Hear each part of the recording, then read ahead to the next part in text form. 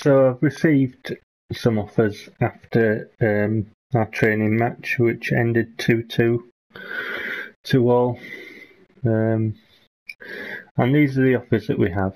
Apparently, the goalkeeper, Ivy, could make a breakthrough. He's played one training match and apparently he could make a breakthrough. So yeah, he's been looking really good. I'm not sure what that's about. Don't know. After one match, but we've received a bid.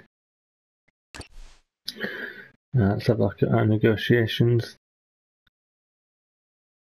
Similar to selling players, it's just about getting the best fee you can. There is a bit of, in the opening window, you don't get the 2 months of transfer window. You only get the one. So it's not that long a window. So if you do need to cut down your squad numbers to be bringing in players, because I think you can have a maximum of 16, then it's worth not doing the whole negotiation period for players, some players,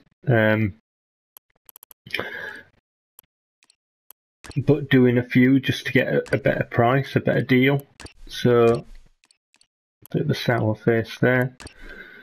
What we want is a nice smiley face where they're happy with a bit more cash, and we're happy with a bit more cash. So we'll put that down as an opener in our negotiations for his sale, even though he's going to be making a breakthrough, or he might be. And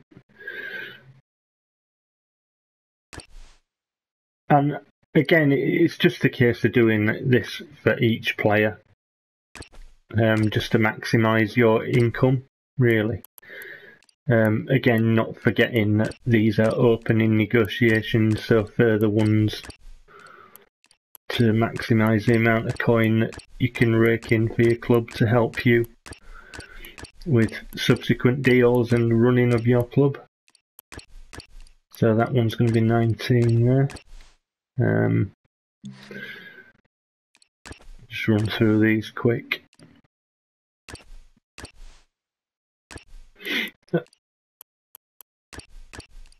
But if you can negotiate and keep in mind your deadlines that you want to be getting players out to bring players in, keep in mind your squad size, because even if you've got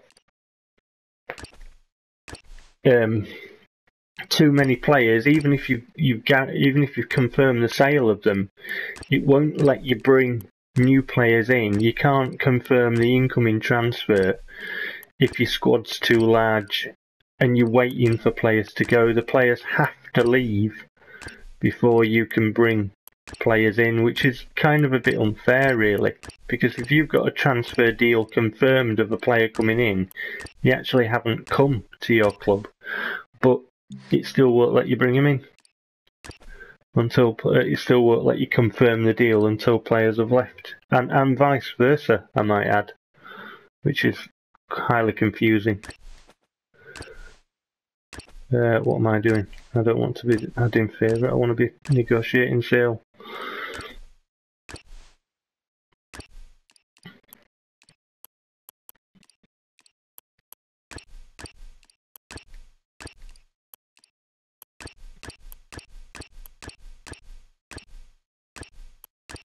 And it might only seem small increases, but if you do that a few times, you can get a bit if you've got a number of players to be sold like this. So it is absolutely worth doing. It's worth taking time for.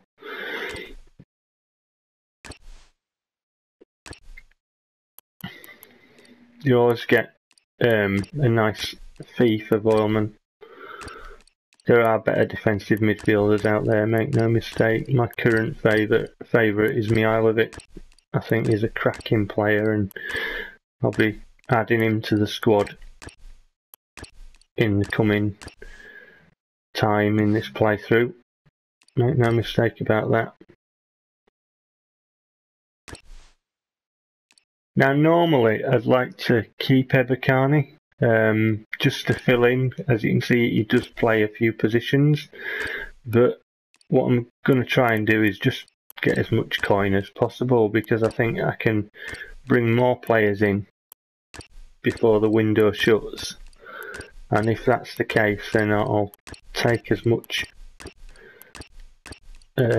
income as I possibly can get, which means the sale of Ebekane. He's got decent stats, Ebekane. He's perhaps overlooked by some people, but he can do a good job being a utility player for the team, plays left and right back decently, and will do a decent job.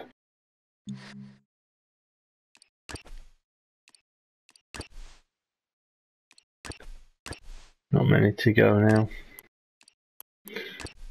but hopefully you can take something from this and apply it to get the best deals for your club, incoming and outgoing as well,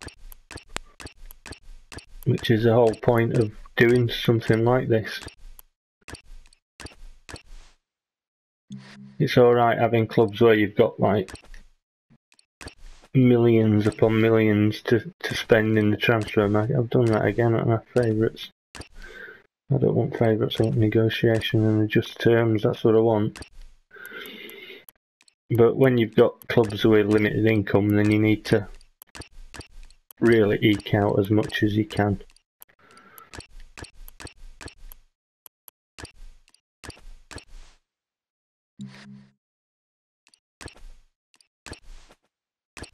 I've done it a flipping again. There we go.